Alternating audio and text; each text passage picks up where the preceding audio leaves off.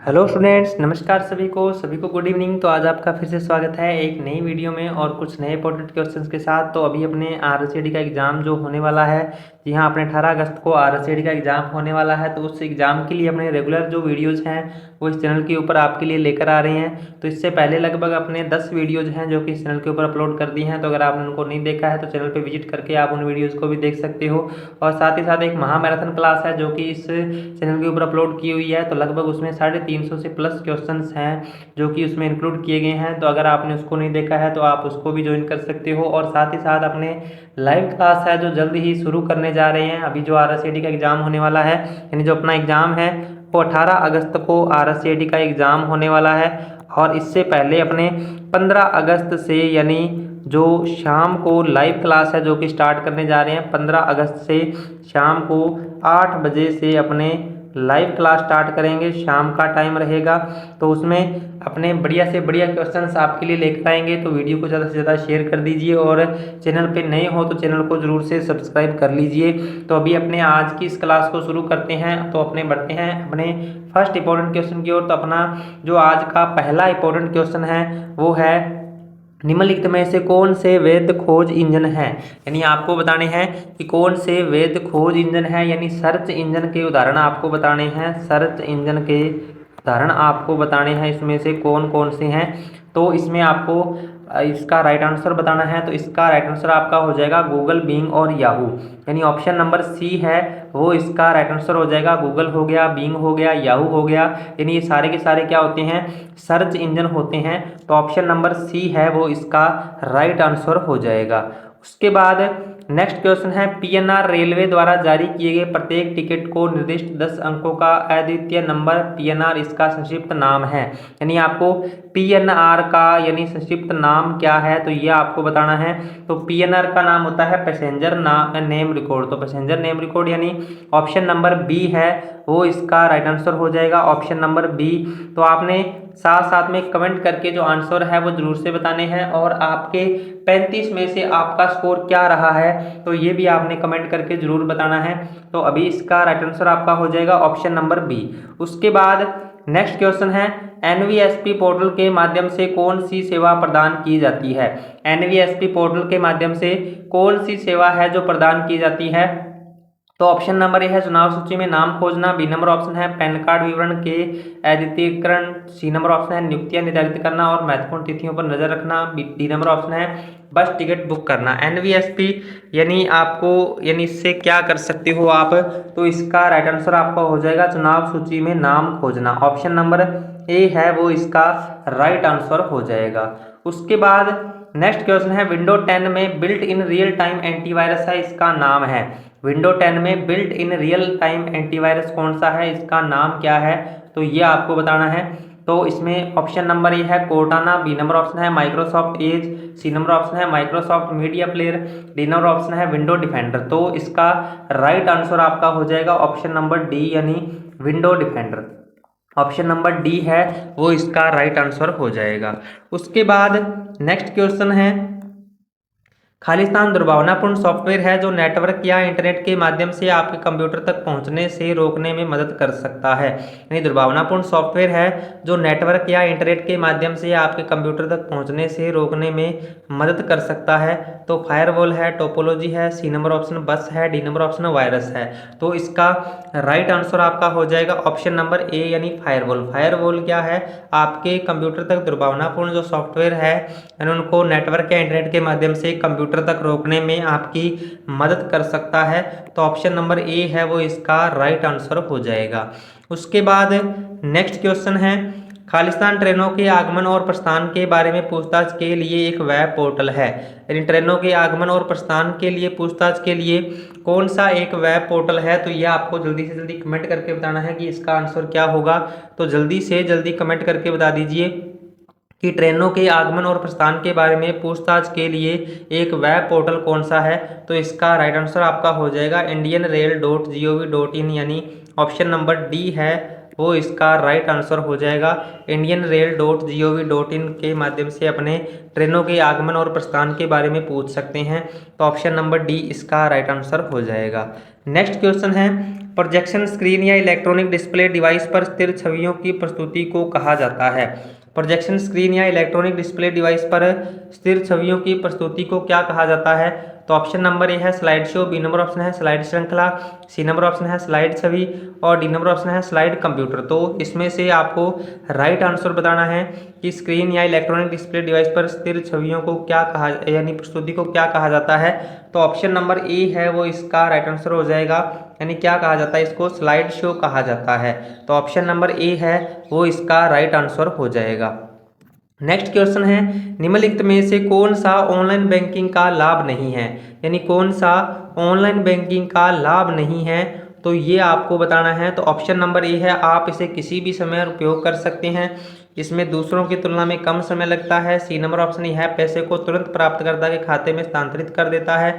D number option है आप system को डीमोड्यूलेट और मॉड्यूलेट कर सकते हैं, तो ऑप्शन नंबर डी है वो इसका राइट आंसर हो जाएगा। यानी ऑनलाइन बैंकिंग का लाभ कौन सा नहीं है, तो ऑप्शन नंबर डी हो जाएगा, आप सिस्टम को डीमोड्यूलेट और मॉड्यूलेट कर सकते हो, तो ये अपने ऑनलाइन बैंकिंग से नहीं कर सकते हैं, तो ये इसका राइट आंसर हो जाएगा। उसके बाद नेक्स्ट क्वेश्चन है, खालिस्तान कंप्यूटर स्क्रीन में एक छवि की सबसे छोटी इकाई है। कंप्यूटर स्क्रीन में एक छवि की सबसे छोटी इकाई कौन सी है, तो ये आपको बताना है, रोशनी है, सारणी है, पिक्सल है या एमबी है, तो इसका राइट आंसर आपका हो जाएगा पिक्सल। यानी कंप्यूटर स्क्रीन पर यानी एक छवि की सबसे छोटी इकाई कौन सी होती है, तो पिक्सल होती है, तो ऑप्शन नंबर सी है वो इसका राइट आंसर हो जाएगा। नेक्स्ट क्वेश्चन है, एमएस वर्ड 2010 में स्ट्राइक थ्रू फॉन्ट प्रभाव का क्या उपयोग है। एमएस वर्ड 2010 में स्ट्राइक थ्रू फॉन्ट प्रभाव का क्या उपयोग है, तो ऑप्शन नंबर ए है यह चयनित टेक्स्ट के ऊपर एक रेखा खींचता है। बी नंबर ऑप्शन है यह चयनित टेक्स्ट के मध्य से होकर एक रेखा खींचता है। सी नंबर ऑप्शन है यह चयनित टेक्स्ट के नीचे एक रेखा खींचता है। डी नंबर ऑप्शन है यह टेक्स्ट बेसलाइन के नीचे छोटे अक्षर बनाता है, तो इसका राइट आंसर आपका हो जाएगा ऑप्शन नंबर बी, यानी यह चयनित टेक्स्ट के मध्य से होकर एक रेखा खींचता है, तो ऑप्शन नंबर बी है वो इसका राइट आंसर हो जाएगा।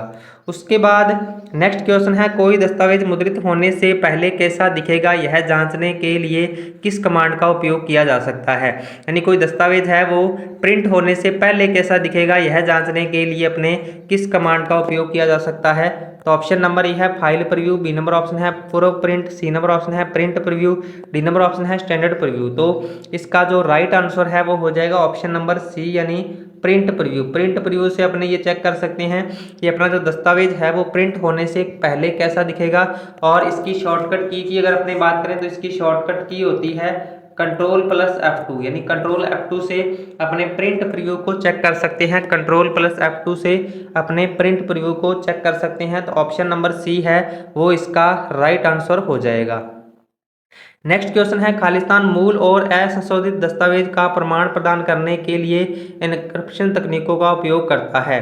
यानी मूल और असंशोधित दस्तावेज का प्रमाण अगर अपने प्रदान करना है तो यानी कौन सा है जो एन्क्रिप्शन तकनीकों का उपयोग करता है, तो ऑप्शन नंबर ए है डिजिटल हस्ताक्षर, बी नंबर ऑप्शन है फायरवॉल, सी नंबर ऑप्शन है मेलवेयर, डी नंबर ऑप्शन है ट्रोजन हॉर्स। तो इसका राइट आंसर आपका हो जाएगा ऑप्शन नंबर ए, यानी डिजिटल हस्ताक्षर। ऑप्शन नंबर ए है वो इसका राइट आंसर हो जाएगा। उसके बाद नेक्स्ट क्वेश्चन है, यदि आप MS पावरपॉइंट 2010 में प्रेजेंटेशन को समाप्त करना चाहते हैं तो आपको दबाना होगा। यदि आप MS पावरपॉइंट 2010 में प्रेजेंटेशन को समाप्त करना चाहते हैं तो आपको क्या दबाना होगा, तो ऑप्शन नंबर ए है एस्केप कुंजी, बी नंबर ऑप्शन है बैकस्पेस कुंजी, सी नंबर ऑप्शन है एंटर कुंजी, डी नंबर ऑप्शन है F1 कुंजी। तो यानी प्रेजेंटेशन को समाप्त करने के लिए अपने कौन सी कुंजी का प्रयोग करेंगे, अपने एस्केप कुंजी का यूज करेंगे। ESC शॉर्ट में लिखा होता है एस्केप कुंजी, यानी ऑप्शन नंबर ए है वो इसका राइट आंसर हो जाएगा। उसके बाद नेक्स्ट क्वेश्चन है, निम्नलिखित में से कौन सा एप्लीकेशन प्रोग्राम आमतौर पर PDF फाइलों को देखने के लिए उपयोग किया जाता है। यानी कौन सा एप्लीकेशन प्रोग्राम है जो आमतौर पर PDF फाइलों को देखने के लिए उपयोग किया जाता है, तो ऑप्शन नंबर ए है device driver, B number option है Adobe reader, C number option है कोर्टाना, डी नंबर ऑप्शन है विंडो डिफ्रैगमेंटर। तो इसमें से यानी कौन सा प्रोग्राम है जो आमतौर पर पीडीएफ फाइलों को देखने के लिए प्रयोग किया जाता है, तो ऑप्शन नंबर बी है वो इसका राइट आंसर हो जाएगा, एडोब रीडर। यानी एडोब रीडर को अपने पीडीएफ फाइलों को देखने के लिए अपने प्रयोग कर सकते हैं, तो ऑप्शन नंबर बी है वो इसका राइट आंसर हो जाएगा।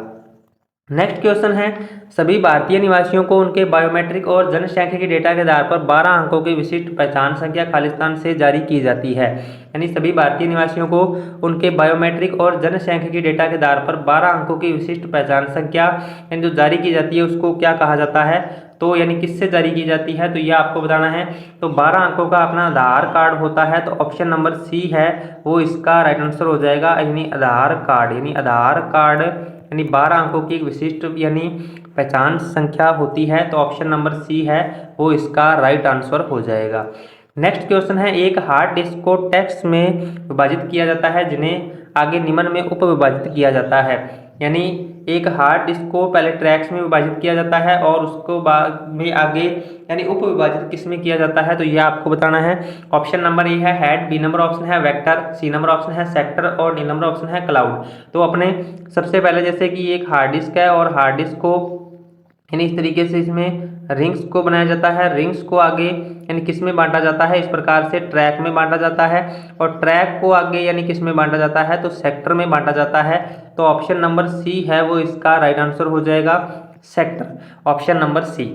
उसके बाद नेक्स्ट क्वेश्चन है, यदि किसी सेल में सामग्री बड़ी है और सेल में दिखाई नहीं दे रही है तो हम एमएस एक्सेल में कई लाइनों पर प्रदर्शित करके सेल के भीतर सभी सामग्री को दृश्यमान बनाने के लिए खालिस्तान का उपयोग करते हैं। यदि किसी सेल में सामग्री बड़ी है और सेल में दिखाई नहीं दे रही है तो एमएस एक्सेल में कई लाइनों पर प्रदर्शित करके सेल के भीतर सभी सामग्री को दृश्यमान बनाने के लिए अपने किसका यूज करेंगे, तो मर्ज सेल का यूज करेंगे, इंसर्ट सेल का यूज करेंगे, fit cell on one page करेंगे या रैप टेक्स्ट का अपने यूज करेंगे। तो इसमें से आपको राइट आंसर बताना है कि क्या हो जाएगा इसका राइट आंसर। तो इसका राइट आंसर आपका हो जाएगा ऑप्शन नंबर ए यानी मर्ज सेल। मर्ज सेल से अपने यानी सेल में लिखी पूरी सामग्री को अपने दृश्यमान बना सकते हैं, तो ऑप्शन नंबर ए है वो इसका राइट आंसर हो जाएगा। तो क्लास में आगे बढ़ने से पहले सभी से रिक्वेस्ट करना चाहता हूं कि क्लास को ज़्यादा से ज़्यादा शेयर कर दीजिए और चैनल पे नए हो तो चैनल को जरूर से सब्सक्राइब कर लीजिए, क्योंकि आपको इसी तरीके का जो कंटेंट है वो इस चैनल के ऊपर डेली आपको मिलता रहेगा। तो ऑप्शन नंबर ए है वो इसका राइट आंसर हो जाएगा। अभी अपने बढ़ते हैं नेक्स्ट क्वेश्चन की ओर। तो वाईफाई का फुल फॉर्म क्या है, वाईफाई का फुल फॉर्म आपको बताना है क्या है। तो ऑप्शन नंबर ए है wireless fidelity, B number option है wireless factory, C number option है wire fire, D number option है वायरलेस वर्क्स फाइन। तो इसका राइट आंसर आपका हो जाएगा ऑप्शन नंबर ए यानी wireless Fidelity. Option number A है वो इसका राइट आंसर हो जाएगा। उसके बाद नेक्स्ट क्वेश्चन है, निम्नलिखित में से कौन सी एक प्रकार की श्रेणी है जहां ईमेल द्वारा अनचाहे संदेश भेजे जाते हैं। यानी कौन सी एक प्रकार की श्रेणी है जहां ईमेल द्वारा अनचाहे संदेश भेजे जाते हैं। तो ऑप्शन नंबर ए है floppy disk, B number option है spam mail, C number option है receive mail, D number option है ट्रैश मेल। तो इसका राइट आंसर आपका हो जाएगा ऑप्शन नंबर बी यानी स्पैम मेल।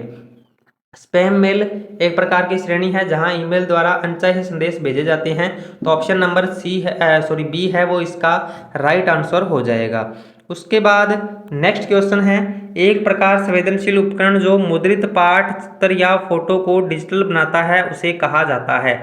एक प्रकार संवेदनशील उपकरण है जो कि मुद्रित पाठ, चित्र या फोटो को डिजिटल बनाता है उसे कहा जाता है, इसको क्या कहा जाता है। तो ऑप्शन नंबर ए है जॉयस्टिक, बी नंबर ऑप्शन है प्रिंटर, सी नंबर ऑप्शन है स्कैनर, डी नंबर ऑप्शन है माउस। तो इसका राइट आंसर आपका हो जाएगा ऑप्शन नंबर सी यानी स्कैनर। यानी स्कैनर एक संवेदनशील उपकरण है जो मुद्रित पाठ, चित्र या फोटो को डिजिटल बनाने का काम करता है, तो ऑप्शन नंबर सी है वो इसका राइट आंसर हो जाएगा।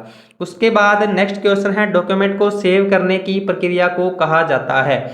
डॉक्यूमेंट को सेव करने की प्रक्रिया को क्या कहा जाता है, तो ये आपको बताना है किसी दस्तावेज को मेमोरी से स्टोरेज माध्यम में कॉपी करना। तो इसका राइट आंसर आपका हो जाएगा ऑप्शन नंबर ए यानी किसी दस्तावेज को मेमोरी से स्टोरेज माध्यम में कॉपी करना यानी क्या कहलाता है, सेव करना कहलाता है। तो ऑप्शन नंबर ए है वो इसका राइट आंसर हो जाएगा। उसके बाद नेक्स्ट क्वेश्चन है एमएस एक्सेल फंक्शन बराबर left V M O U comma 2 का आउटपुट क्या होगा। यानी वी एम ओ यू यानी लेफ्ट फॉर्मूला है और वी एम ओ यू लिखा गया है वी एम ओ यू यानी लेफ्ट साइड के 2 करैक्टर अगर अपने इंसर्ट करने हैं किसी सेल में तो 2 करने हैं तो लेफ्ट के 2 हो जाएंगे वी और एम यानी इसका राइट आंसर आपका हो जाएगा वी एम और यही इसकी जगह पे अगर राइट का फॉर्मूला देता तो राइट का हो जाता ओ यू यानी राइट का आंसर क्या हो जाता ओ यू और मिड का अगर पूछता तो एम ओ हो सकता था। तो इस प्रकार से आपसे किसी भी प्रकार से क्वेश्चन है वो पूछा जा सकता है। लेफ्ट के 2 करैक्टर चाहिए 3 चाहिए यानी लेफ्ट का अगर पूछा गया है तो लेफ्ट के आपको जितने आगे डिजिट लिखे हुए हैं उसके हिसाब से इसका आंसर है जो करना है। अगर राइट के पूछे जाए तो राइट के कितने करैक्टर इंसर्ट करने हैं तो वो इस प्रकार से आप इस क्वेश्चन का आंसर है जो दे सकते हो। उसके बाद नेक्स्ट क्वेश्चन है मानव और मशीन में अंतर करने के लिए इंटरनेट पर प्रयुक्त चुनौती प्रतिक्रिया को कहा जाता है। यानी मानव और मशीन में अंतर करने के लिए इंटरनेट पर प्रयुक्त चुनौती प्रतिक्रिया को क्या कहा जाता है। तो ऑप्शन नंबर ए है ओटीपी, बी नंबर ऑप्शन है कैप्चा, सी नंबर ऑप्शन है QR code, D number option है पासवर्ड। तो यानी इंटरनेट और अपने मानव और मशीन में अंतर करने के लिए अपने कैप्चा कोड का प्रयोग करते हैं तो ऑप्शन नंबर बी है वो इसका राइट आंसर हो जाएगा। जब अपने किसी पोर्टल को एक्सेस करते हैं या किसी वेबसाइट को एक्सेस करते हैं तो उसमें एक कैप्चा कोड यानी अपने को भरना पड़ता है। तो वो किस लिए भरना पड़ता है, वो मानव और मशीन में अंतर करने के लिए यानी अपने उसका यानी अंतर करने के लिए कैप्चा कोड प्रदर्शित करते हैं, क्योंकि इससे पता चल सकता है कि जो भी वेबसाइट का अपने यूज कर रहे हैं वो कोई मशीन तो उसका यूज नहीं कर रही है, तो उसके लिए एक कैप्चा कोड है जो अपने को उसमें भरना पड़ता है। तो ऑप्शन नंबर बी है वो इसका राइट आंसर हो जाएगा। नेक्स्ट क्वेश्चन है MS office power point macro सक्षम प्रस्तुति का फाइल एक्सटेंशन है। एमएस ऑफिस पावर पॉइंट में मैक्रो सक्षम प्रस्तुति का फाइल एक्सटेंशन क्या है। तो ऑप्शन नंबर ए है dot PPT, B number option है dot PPS, C number option है पीओटीएम, डी ऑप्शन है डॉट पीपीटीएम। तो यानी माइक्रो ये MS office power point macro सक्षम यानी उसका फाइल एक्सटेंशन पूछा गया है तो ऑप्शन नंबर डी है वो इसका राइट आंसर हो जाएगा। ऑप्शन नंबर डी यानी डॉट पीपीटीएम ऑप्शन नंबर डी है वो इसका राइट आंसर हो जाएगा। और अगर सीधा पावर पॉइंट का पूछा जाता तो फिर पीपीटी यानी पीपीटी हो सकता था। तो अभी इसका राइट आंसर आपका ऑप्शन नंबर डी है वो हो गया। उसके बाद नेक्स्ट क्वेश्चन है निम्नलिखित में से कौन सा डिजिटल भुगतान का एक तरीका नहीं है। कौन सा डिजिटल भुगतान का एक तरीका नहीं है तो ये आपको बताना है।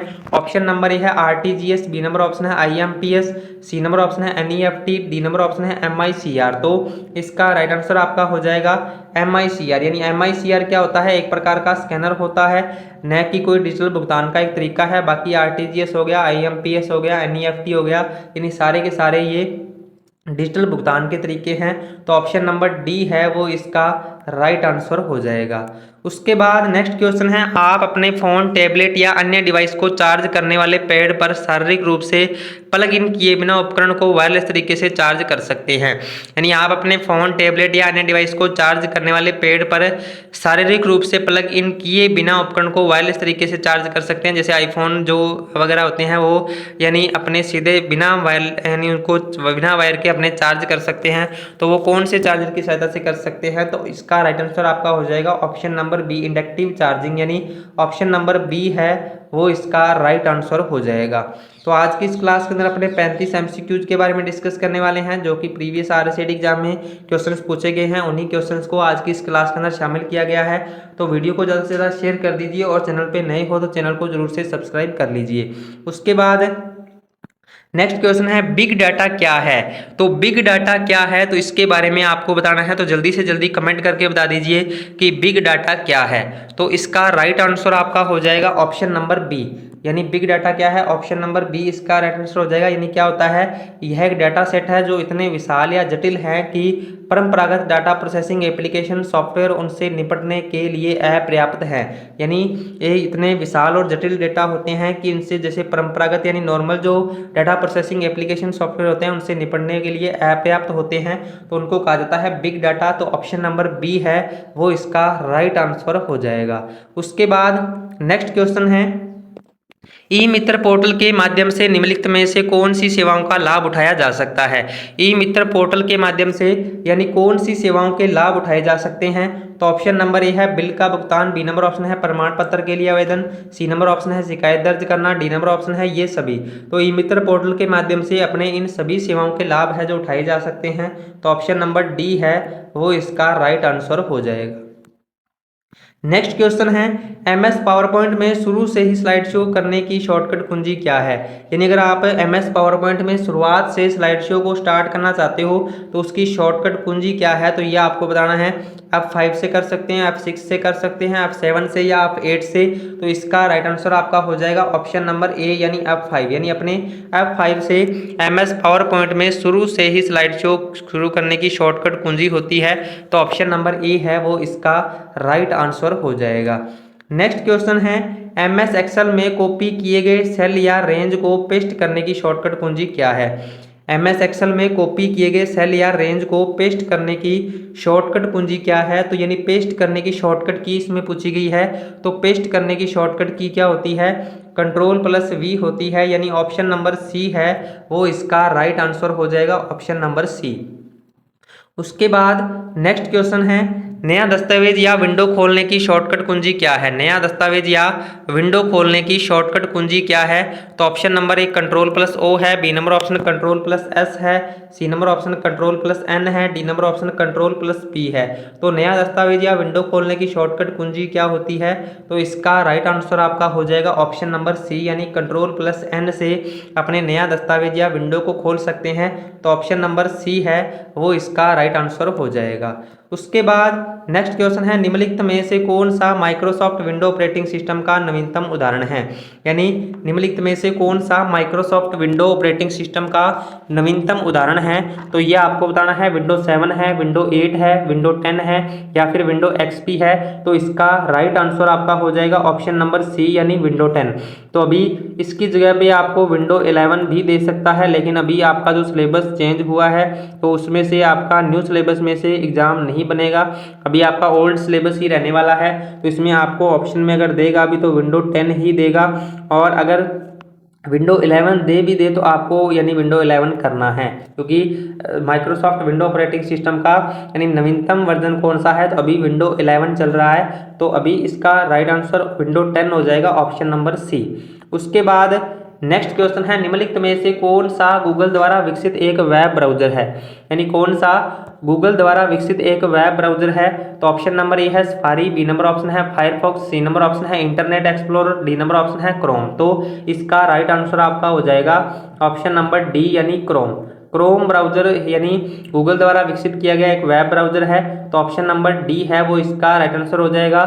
और विंडो के साथ में आने वाला वेब ब्राउजर कौन सा होता है। तो इंटरनेट एक्सप्लोरर होता है, जो कि विंडो के साथ में इंस्टॉल होता है। तो इसका भी एग्जाम में पूछ सकता है। उसके बाद नेक्स्ट क्वेश्चन है एलसीडी प्रोजेक्टर के प्रकार निम्नलिखित हैं।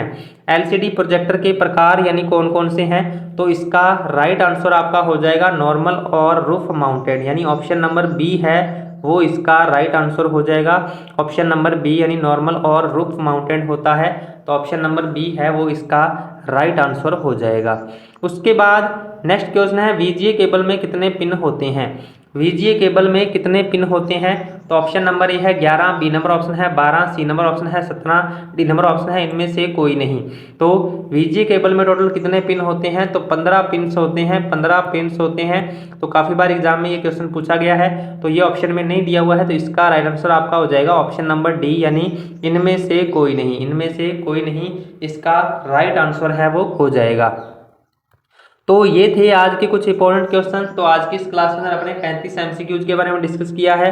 35 MCQs और रेगुलर आपको इसी तरीके से 18 अगस्त तक आपको ये जो क्लास है वो रेगुलर मिलती रहेगी। उसके बाद अपने RSAT एग्जाम से संबंधित न्यू सिलेबस की जो क्लास है वो भी जल्द अपने शुरू करेंगे। जो भी विद्यार्थी अभी RSAT कर रहे हैं या करने की सोच रहे हैं तो उनके लिए अपने जल्द ही इस चैनल के ऊपर न्यू सिलेबस की जो क्लास है वो भी शुरू करने जा रहे हैं। तो आप भी ज़्यादा से ज़्यादा यानी इस चैनल के साथ जुड़ जाइए। और अभी अपने यानी कल से यानी 15 अगस्त से जो कि अपने लाइव क्लास है यानी वो भी स्टार्ट करने जा रहे हैं, जो कि अभी 18 अगस्त को एग्जाम होने वाला है, तो उसके लिए अपने लाइव क्लास को शुरू कर रहे हैं। तो वीडियो को ज़्यादा से ज़्यादा शेयर कर दीजिए और चैनल पे नए हो तो चैनल को सब्सक्राइब कर दीजिएगा।